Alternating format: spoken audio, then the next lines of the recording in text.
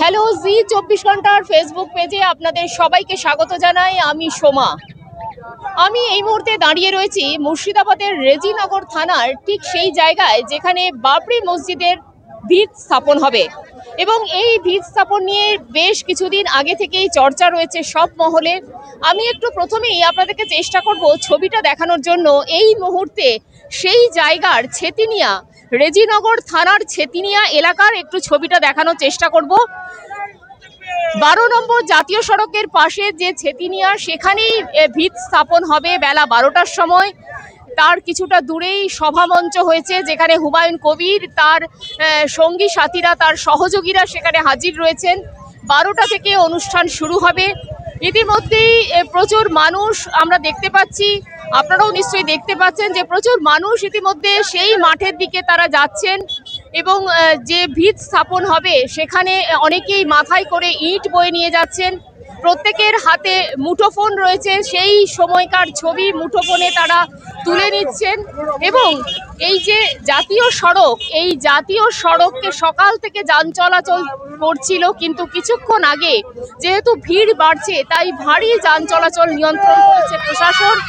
কিছুক্ষণ আগে, প্রায় 30 মিনিট আগে থেকে যান চলাচল নিয়ন্ত্রণ করা হয়েছে। শুধুমাত্র ছোট ছোট গাড়ি, মোটর বাইক এগুলি শুধুমাত্র যাতায়াত করছে।